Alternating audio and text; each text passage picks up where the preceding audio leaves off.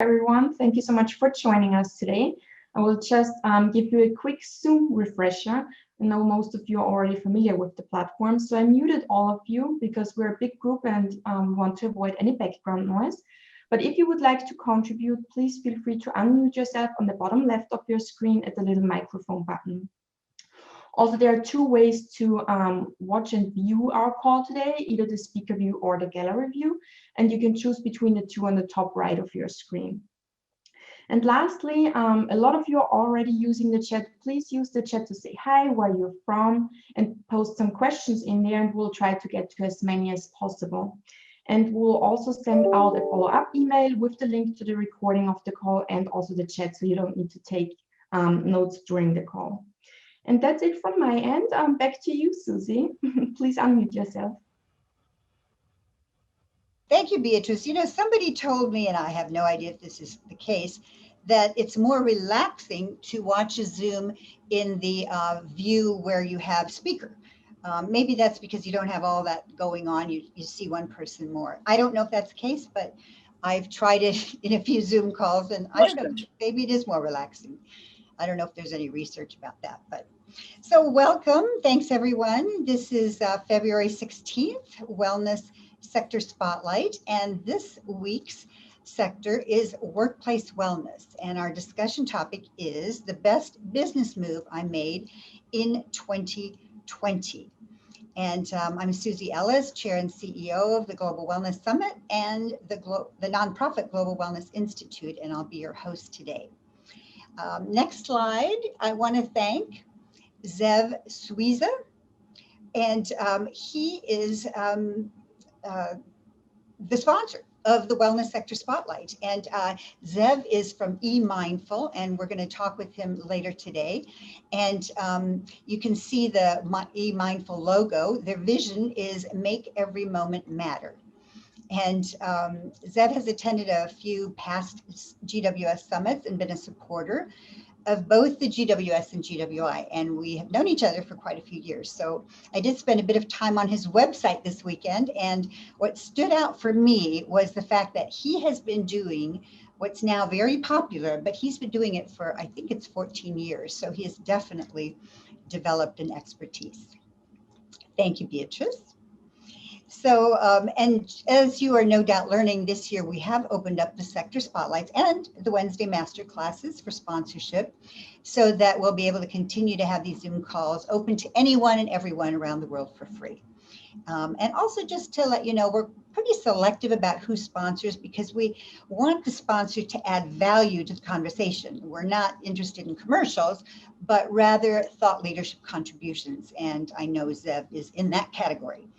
I also want to mention that on this call, there are probably a few other team members. Beatrice, you met. I'm not sure Michelle Gamble has made it because she's in Texas, but I know Nancy Davis is there. And Nancy Davis is our Chief Creative Officer and Executive Director, both at GWS and GWI. And I'd like Nancy to say a word of welcome. Oh, well, welcome, everyone. So nice to see so many friendly, familiar faces. This is going to be a fascinating call. I'll just say that the best business move I've ever made is being part of these organizations. And that was true in 2020, and it's true now. And I'm very excited about the future for all of us and very interested to hear what you all have to say. Thank you, Susie. Thank you, Nancy. So Beatrice, if you will please put up my favorite slide, the GWI Wellness Economy Bubble Chart. And there it is. It is the latest one, which you may or may not have seen before. Most of you are probably familiar with this slide, but I thought it was important to see it again today as we are focusing on workplace wellness. And you can see that's the orange bubble, which is not so large at the moment, but I think we're going to find out it is definitely growing. This is the latest compilation of figures. It shows the global wellness economy at approximately 4.5 trillion.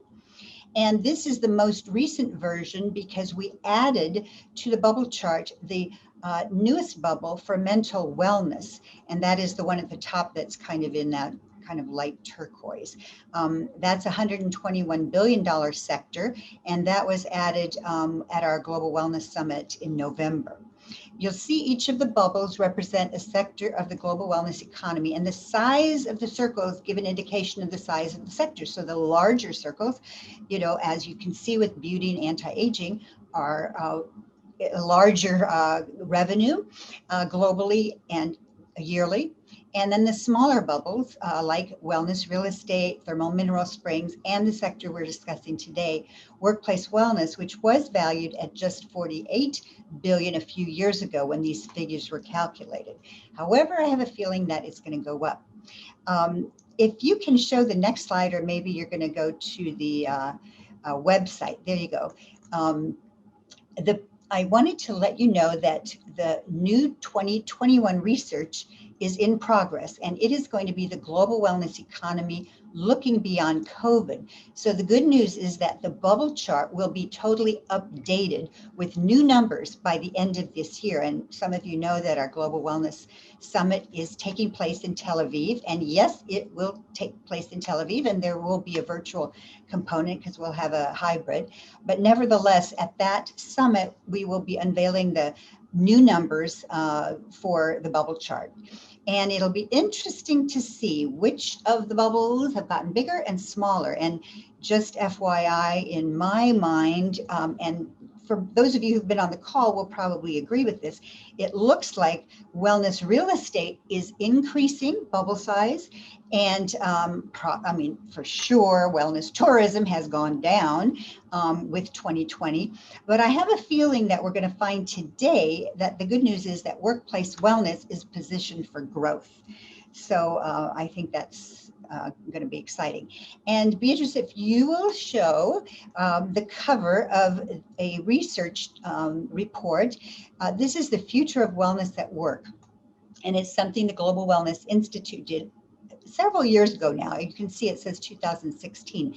And even though you would think that that's a long time ago, I just had a meeting with the researchers, and what we realize and have realized is that a lot of times what we do is research that is so ahead that by 4 or 5 years later, it's still quite current. And I would say this future of wellness at work is very well worth reading. And I'm going to give you the bottom line for me on that report. The bottom line is that it is not about programs, it is about culture.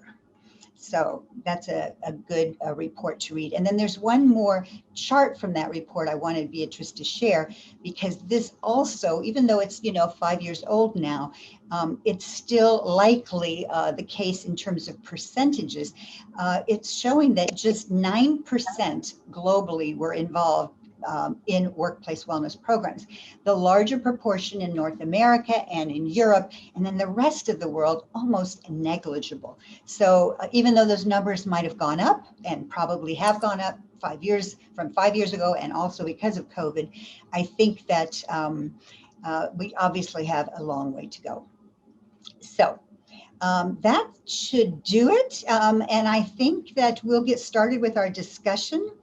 And wow, I'm glad it's only 10 after. I didn't take that long. So good.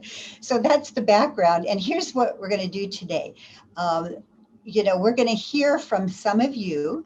When we send out this invitation, we ask for RSVPs. And for those who RSVP early, I usually email you and say, what was your best business move in 2020? And then you let me know. And then I get to see a whole bunch of them. And then I select some that I think would be the most valuable for the rest of the audience to hear. And so I've prepared, and some of you are on the call, that we're going to hear from those today. And then after, we will open up for discussion so others of you can also share. And let me just encourage you, if you'd like, and we would like it, for you to share your most successful business move in the chat. Because, the more the better, because we're learning from each other. And we're not going to have the best business move for 2020 for the whole year, but for the first quarter, I felt it was important for us to see what did people do in 2020 that really worked. And I think it'll be interesting to see that, in some cases, business went up, which I think is encouraging. And then my final plea is that I do like for people who are sharing to ideally share percentages, dollar figures, and so on, if you can. Because let's face it, we learn more when you tell us that, for example, your best business move resulted in an increase of revenue of $100,000. That gives us more information than, well, my revenue went up last year, because it could be a little bit, or a lot. So let's get started. And the first person I want to call on is someone from the UK, Nuz Shagan. I'm not sure if I'm saying it right. She is with the Workplace Wellbeing Alliance, which builds a social movement of standards and best practices for workplace well-being globally. So you obviously know she knows what she's talking about. And she also has been the head of health and well-being for IKEA in the UK and Ireland. So I'm going to open it to you, Nuz, and share with us what was your best business move in 2020. Thank you very much, Susie, for the opportunity, and everyone that's on the call. It's absolutely amazing to be amongst such a caliber of people being able to share. So I guess I'm going to get right into it. And I think the best practice, I think, from my perspective, has been around financial well-being and financial literacy.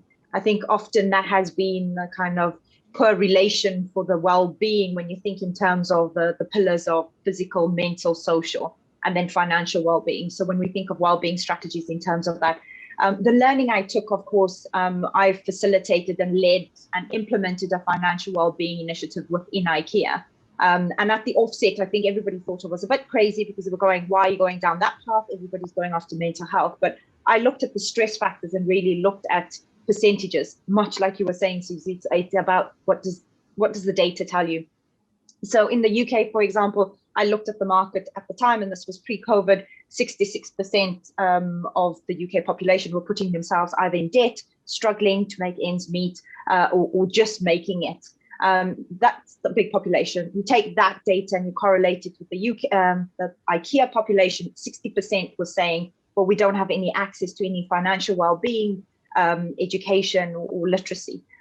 Put that all together and create a kind of initiative through a company called Salary Finance, which introduced different education done through virtual videos, online.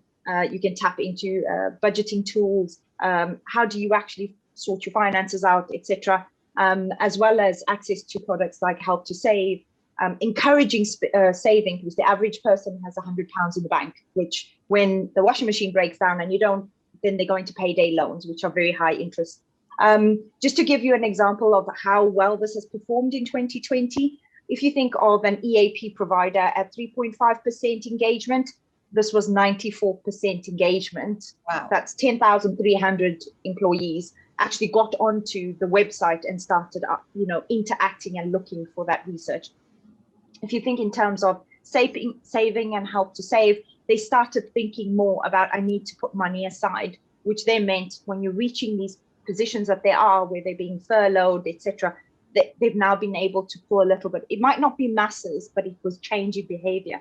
So I think that was really where I take from 2020 in terms of what is the focus on financial well-being and financial literacy, because from school right through to our young people going into the workforce, they don't always know how to do the basics of budgeting. And I guess the other one. Yeah, sorry. Go ahead. What was the other one? And I guess just to touch on, which I'm sure will come out, is I think there's an important agenda that perhaps hasn't got a lot of focus, and we're probably not doing enough on, is diversity and inclusion. One size does not fit all. So how do we think in terms of that? And I'll leave it there. Well, thank you, Nuz. That's exactly what I was going to ask you about, because when you emailed me, what you said is that, your financial initiative was a huge success, which I think everyone on this call can benefit from knowing. I mean, 94% engagement is huge. And you also had success with social well-being, but it was diversity and inclusion that you said were not working so well and that you have more to do. And I think that, is probably representative of a lot of us here. So I'm glad that you were very transparent about that. And in the spirit of that, after we hear from some of the people I've prepared for this, I want to hear from people who are on this call, who might be black and brown, black or brown. And we want to hear from you. We need to do more. So I want to do more too. News, thank you so much. Very, very. Thank you so much. Angela Dirks, are you on? And if you are, if you could unmute yourself. Hello. There you hear you me? are. Hi, Angela. Hello. Go ahead. I will introduce you. Angela is the founder and CEO and lead consultant of Australia this Sustainable Wellness Academy. She does well-being training and consulting services, and she is a provider of Australia's workplace well-being qualification. And so tell us what your best business move was in 2020, Angela. Right. Well, we work with individuals and organisations, including not-for-profits. And one of the things we noticed as soon as COVID hit was the impact on the frontline workers of those organisations that we're very well connected to on the ground. And we didn't know what was going to happen. We didn't know what the landscape would be. So we just sat down and went, okay, well, what is one thing that we can do? In the business of well-being, this is no other time in history. This is the time where we can make a difference. We've got an online wellbeing program. We can get that out into the market as quickly as possible to as many people as possible. So what we did was we donated 1,000 programs, which was 1,000 programs, $249 each, 249K was the value of those programs. The idea was, how can we get it into the hands of people that needed it? They were hitting lockdown and obviously having challenges. So that was step number one. The strategic decision around it was that, one, it would cost us minimal to get that out there. We'd have positive impact. Second of all, it would expose us to other markets, because the financial goal was to not go in the red in 2020. As much as possible, let's stay in the black and continue along. We didn't know if students would continue enrolments and whether organisations would consider continuing down with their consulting contracts that they had agreed to. We lose some of our consulting contracts in 2020, but then we've picked them up again in 2021. So we knew that we could get out to that market. We reached out to our industry connections to see who would be the ones that could use it and where would have value. So it was domestic violence refuges. Domestic violence increased dramatically here in this country, as well as our schools and community service sectors. So what we did was, by getting out to 1,000 new individuals in various workplaces, not only were we able to have impact, but we created these authentic relationships where people could see what we were actually doing, because they were hearing more about wellbeing, but we weren't well known for the qualification, which is Diploma of Wellness Leadership. That's our core accredited qualification. So the goal was, if we could snag 10% of those 1,000 people wanting to then upskill into that area, that should keep us in the black, hopefully, not going into the red. And what was the result? Because I was very impressed. Thank you. Look, financially, we did quite well out of COVID. We had an increase of, it was just under 60% of enrolments, and ended up finishing the year at just over, I think it was about 32% profit. So the gamble paid off, and we got exposed to markets we weren't in before, like the legal sector, the logistics sector, mining, infrastructure. So it put us in good stead for 2021. Well, thank you, Angela, for sharing that. I think it was very creative. It was a quick pivot, as you mentioned, that you all of a sudden decided to give away 1,000 of your programs that usually people were paying, $250 for, Australian. And as it turned out, your bottom line was 30% higher in 2020. I think that's a very good example. And thank you for sharing the numbers. I think that is very encouraging. So thank you, Angela. And I'm going to now go to Kristen Markey. She is the founder and CEO of Nest Health Connections. And tell us, Kristen, what was your best business move in 2020? Well, thanks so much, Susie. I'm so happy to be here.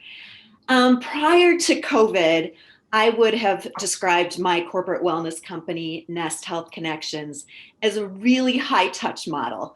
We work with senior leaders on their culture. We do all sorts of education classes, meditation. We install gardens, yoga classes, all sorts of high holistic messaging to employees. And as you can imagine, we were hit really, really hard because we are doing everything in person. We quickly shifted to make everything available virtually. We created client-specific websites. We made a ton of high-quality videos, and we invested in top-notch talent. So not just me talking or our team, but just really high-quality people to deliver our message. And I'm really happy to say that our business actually grew 25% in 2020, which was amazing. But even more importantly, our engagement with employees was up well over 50%. And we're able to do that because we have expanded to these remote locations that we were never able to previously visit because it was just too expensive. So it was a quick shift, and excited to see what's going to happen in 2021. Kristen, Angela was talking about, they gave away 1,000 programs. How did you get your message out? I mean, what did you do for marketing so that these rural areas would know what you're doing? Yeah, so it was mostly like the employers that we were working with had locations around the globe that we weren't able to meet. So all the marketing went through the employers, but we used exactly this. We used Zoom, we used Vimeo. So, I mean, we used the tools that were out there that were pretty much free. And all of the marketing went through the employers. And it was exciting because we were trying to make that happen in years prior. And the employer, we have 1 million apps, and we loved the personal message. And so they wanted to keep the personal message. We were having so much success with it, and we didn't want to do virtual. We were kind of forced down that virtual path. And you know what? With those same people that have been delivering the message and that consistency, the small steps, the holistic messaging, virtual has been fantastic. We're also doing translation, so that has been great too. We're translating into both French, Canadian, and Spanish. So how are you doing your translation? It's very simplistic. So I use Google Translate, and then I have somebody in Quebec review, and then a Spanish speaker review for accuracy. And there's always changes, so don't trust Google Translate, but it's a good place to start. Thank you, Kristen. Somebody this weekend mentioned to me that WhatsApp has some kind of a razzle-dazzle translation that, things just go on, you're talking, and, a little bit later, it's all translated into Chinese. If anyone knows about that, let us know, because we can. That's a great tip. Thank you. Because that would be great. I don't know if that's the case. I haven't used it, but this person would probably know. Anyway, thank you so much. 25% increase, and a creative move. And I would just say, and Nancy will probably, and I'm going to ask her to chime in on this. The idea, we too, as the GWS, are very much about getting together in person. And so we didn't really want to get together virtually. But Nancy, why don't you talk a little bit about what happened when we just did the hybrid, which was getting together, but also connecting virtually? Sure. So the summit in 2020 was originally going to be in Tel Aviv. We pivoted to the United States, to the Breakers in Palm Beach, and we held our ground on meeting in person until just really a month before the event, where we really started to see borders closing, staying closed, and our global audience really needing access. So we became a hybrid event, and I think we were actually one of the first to host an in-person event simultaneous to a global virtual event. And it was wildly successful and a very, very important move for our organization, because it allowed us to stay connected to all of you, many of you who have been showing up on these calls and have been, very engaged with us throughout 2020. And it also gave the opportunity for people who really were able to or felt they could get together in person. I know Denise Bober is on this call. The Breakers is a remarkable model of health and safety and wellness. And so we knew that people would feel safe going there. And we worked together to collaborate on a very safe, healthy hybrid summit. And we think we have created a model for a kind of wellness event. And we did a lot of things to make that work.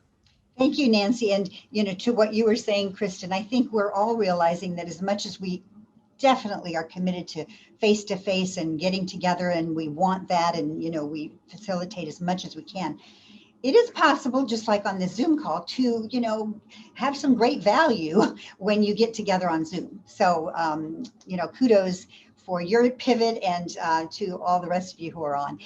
Beatrice, I want you to show the next two slides, because I'm going to introduce John, Tommy, and also Daniela. But I want to first have you see from the website, this is from the Global Wellness Institute, there is a page that shows the initiatives. And Beatrice's, there she is. Or there it is. You can see the Global Wellness Institute has global initiatives. And if you scroll down, Beatrice, you can see there's quite a few, and they're very niche. So, there's wellness for cancer, wellness architecture, sound wellness, etc. And one of them is the Workplace Wellness Initiative. And if you'll go to that one, Wellness at Work Initiative, there it is. And then you go to their website, and you can see John from Australia and Daniela from the US, and they are both on this call. And I'm going to ask them to share their best move in 2020. And I'm going to start with you, John. John is CEO of Wide Awake Wellness. And so, John, tell us your best move in 2020. Hey, thanks, Susie. Well, down here in Australia, my work for a number of years now has been specialised in heavy industry, mining, construction, teaching workers about things like preventing fatigue and resilience and mental well-being. And when COVID hit and everything went into lockdown, that whole industry changed dramatically in a lot of sectors. And I started to get calls from safety managers who are really concerned about these guys who are at home and disconnected from their friends at work. And they started to realize how significant work was for these guys. And my work had dried up completely. And I realized that we could really, really help. But we had to shift from providing instructional education to doing something different, because the thing that the companies said to us is we haven't got enough manpower to keep checking on these guys.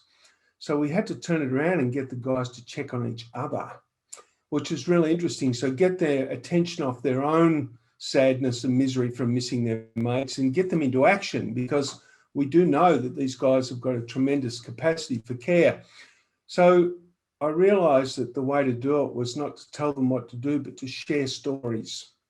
So we got into storytelling, and and we told a lot of stories, and I told stories about where I'd failed in my life to care for people, and stories about where I was lucky enough to care for people and the brilliant outcomes. And I started with a very powerful story about one of my best friends who, after a terrible divorce, started to go off the rails in his life. And I had so many opportunities to sit with him and really work with him and get him back on track, but I was too busy with my own life. And he's a guy who went down this path of going to strip clubs. He ended up dating a stripper. He got himself into a seedy sort of world.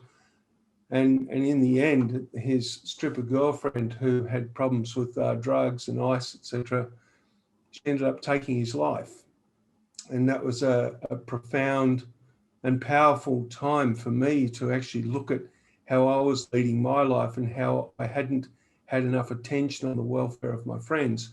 And through this storytelling, we were able to shift these workplaces. And some of the managers were saying that even these workers were ringing them to check on them and see how they were doing.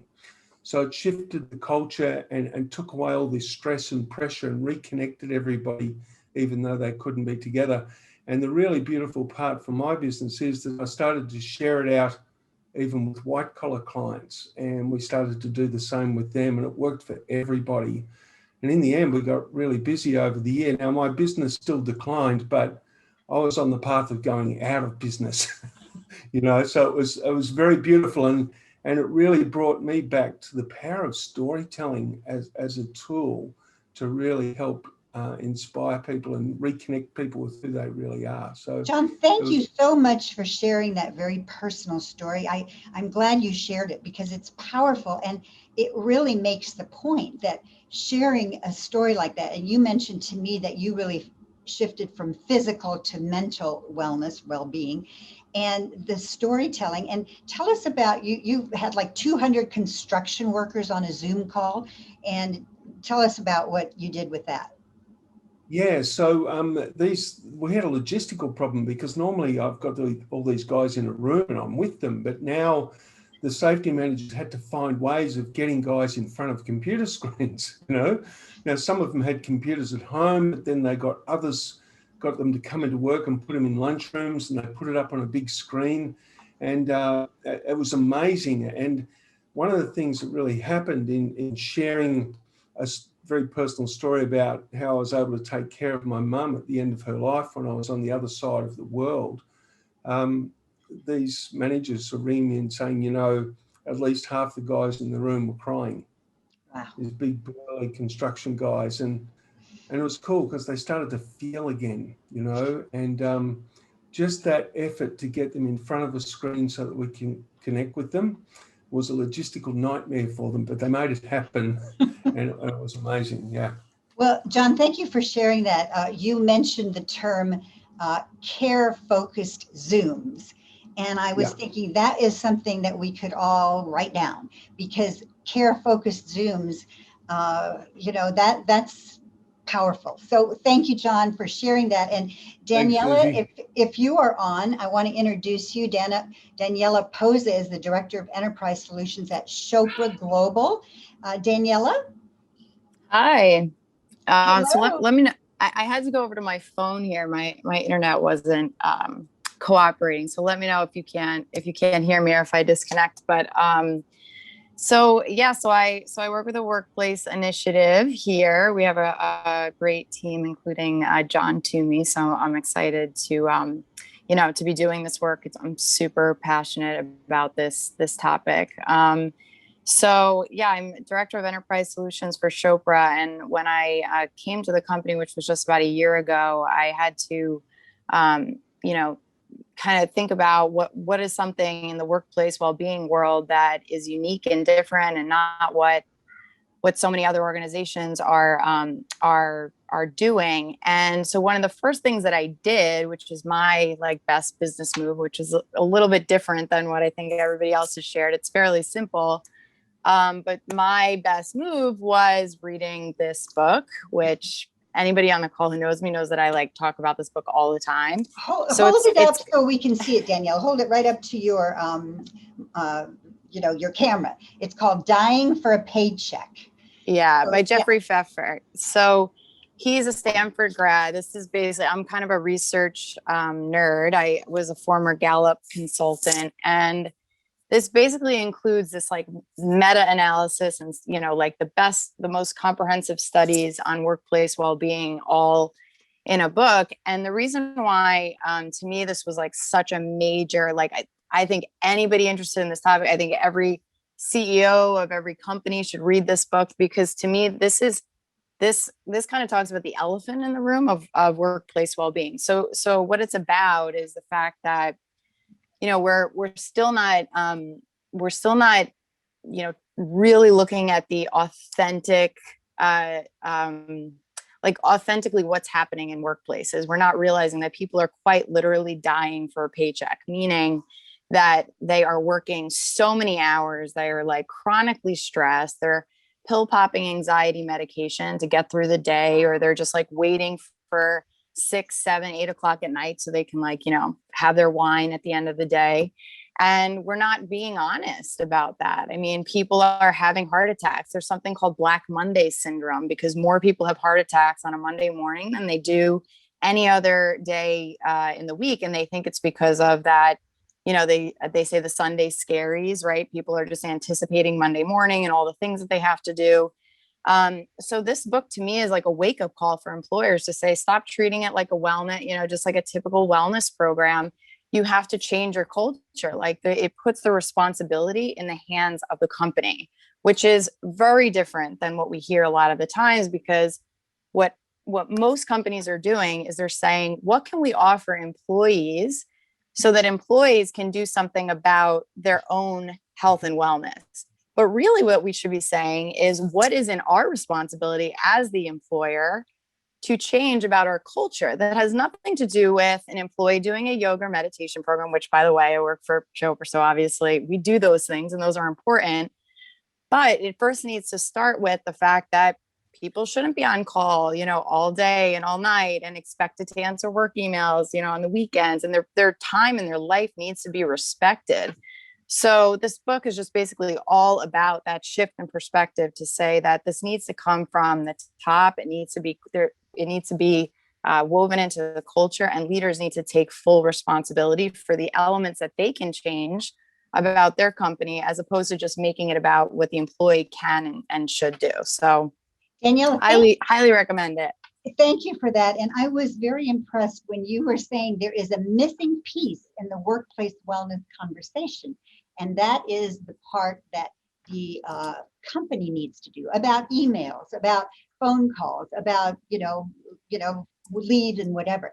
And one of the things you mentioned, and I know John and you are co-chairing, or you're vice chair and he's the chair of the Wellness at Work initiative. And one of the things you've talked about doing, and I just want to encourage you to do it, is that you will do maybe a one-pager on top 10 things, or whatever the number is, of what a company specifically can do right away to respect the worker, so that it's a different angle than just, okay, here's a whole program for workplace wellness and it's got this and that.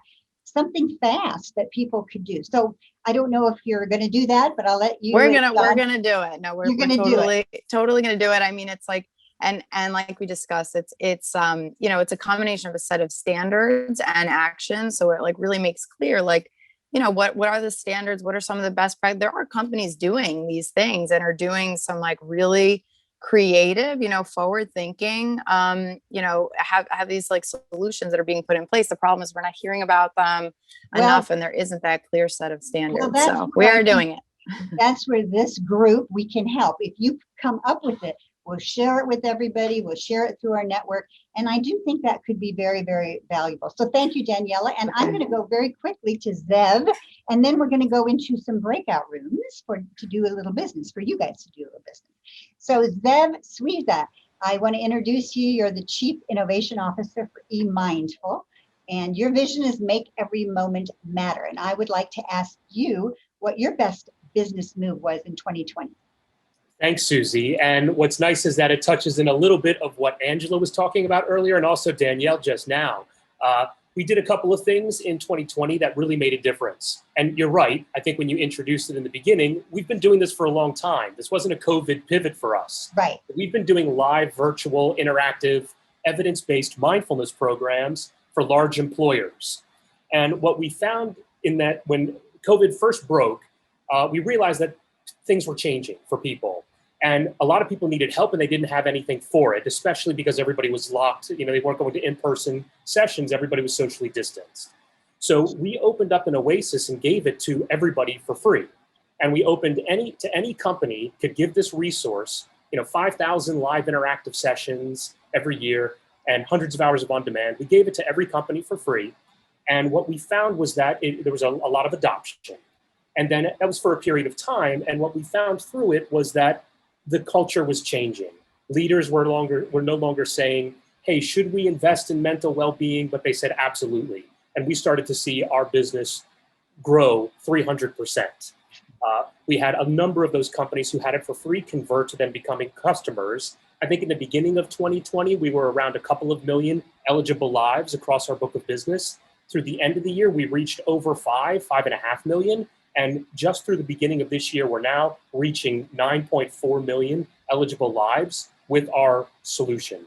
So it's been really incredible to see that growth and culture change, right? Where you're seeing now leaders are giving their employees permission and participating to stop and ask that question, are you okay? And really mean it, not just being this water cooler moment of how you doing.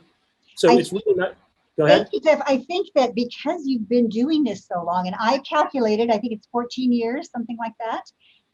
Right, yeah. And I have to say, because I know the Global Wellness Summit is 14th year. When you have spent 14 years doing something, you have amassed some expertise.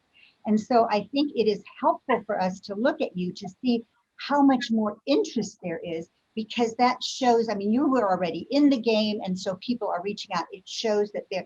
Tell us very quickly about the real-time relevance. I thought that was very unique and something for us to be aware of. Yeah, one of those best practices that we've developed over the amount of time that we've been doing this has been, you have to make the content and resources relevant for what people care about right now. Yeah. And as we've all experienced through this period, what is going on is changing every single day. And so what people need changes every day. So we produce new content and share new skills every single day of the week. And what we started doing in 2020 that was different than before was we are now doing it in a data-driven fashion. So every other week we're submitting a pulse survey, getting those real-time insights, sharing those insights back with our clients, but then also immediately producing new content and evidence-based mindfulness skills that can serve those moments. And just two of the data pieces that we just did in the last 2 weeks. 2.5 weeks ago, we did a survey about the COVID vaccine, and workplaces are now starting to institute vaccine policies.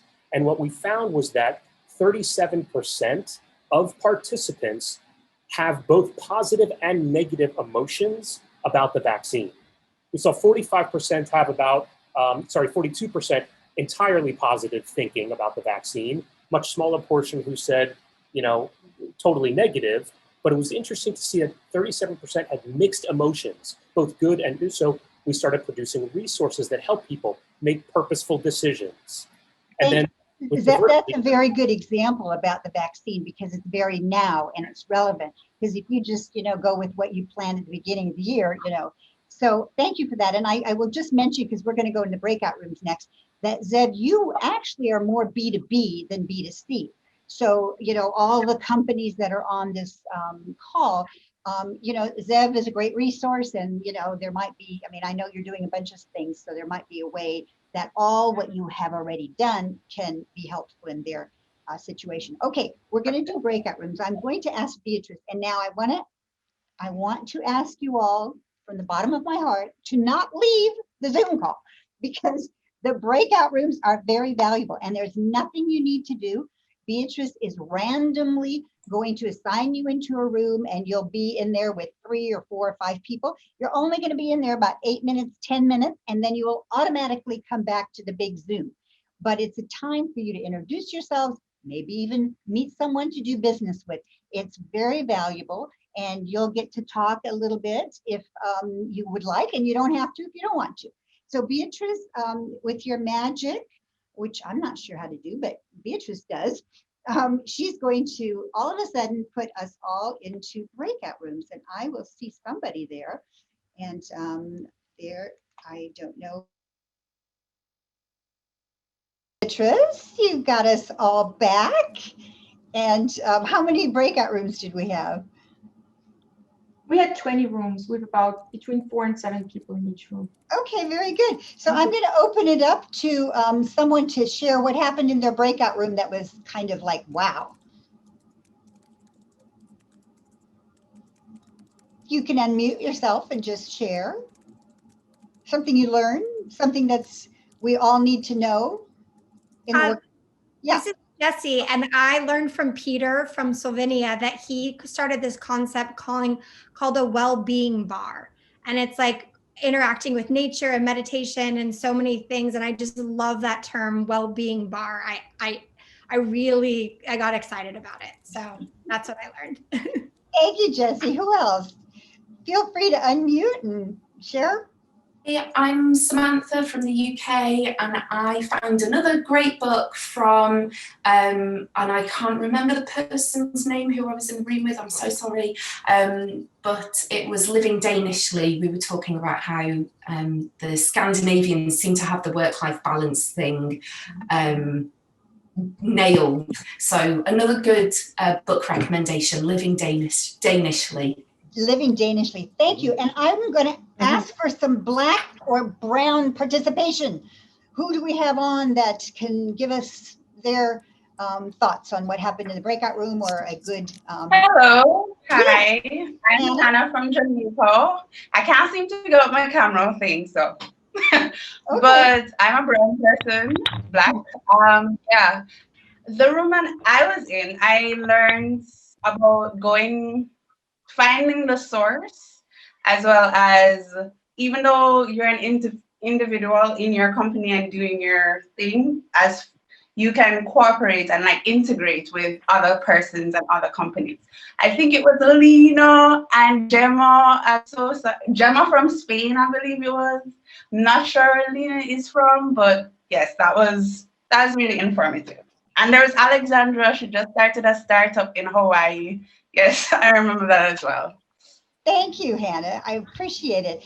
And, you know, I had a few other people lined up, Anna Berstrom, Mim, Gloria, and I'm going to ask the three of you to please share what you are going to share in the chat, because we share the chat with everyone. And so that way everyone can hear your stories, because they're important. Because as you know, I pick out the ones that are valuable. So if you'll put it in the chat, we'll make sure that when we send it to everyone, everyone will hear your best business move for 2020. And Nancy, I want you to talk a little bit about the Wellness Moonshot calendar, because we have found that that really is something that works so well for workplace wellness. And here's my calendar. Oh, sure, Susie, thank you. Yeah, so at the Global Wellness Institute, many of you may know, and if you don't, you should, go to our website. We launched in 2017 the Wellness Moonshot, a world free of preventable disease. Oh, yeah. And we did it as a workplace wellness initiative, truly. Well, our idea was to engage companies, organizations, to get involved with this and share the information with in their workplaces. We all spend a lot of time at work. We create and produce the tools. We've created a calendar thanks to Jessica Jesse at Buddha Girl and her extraordinary design. The calendar is the vehicle that carries the messaging all year long about how you can impact your workplace and make wellness a central part of everything you do. Small business, big business, all of them. The calendar is available in printed form for purchase online at our website, just to cover the cost of printing and shipping, the one that Susie has hanging. And you can also download the digital assets. But the idea is that you take these monthly themes and you create an event and engagement in your workplace around them. And it has been enormously popular. There are over 3,000 organizations engaged now, over 250 million people. If you're not engaged and you're not using this information, you're missing a very easy, accessible, inspiring tool. And I urge you to go to the website. Beatrice will send you all of the links in the follow-up.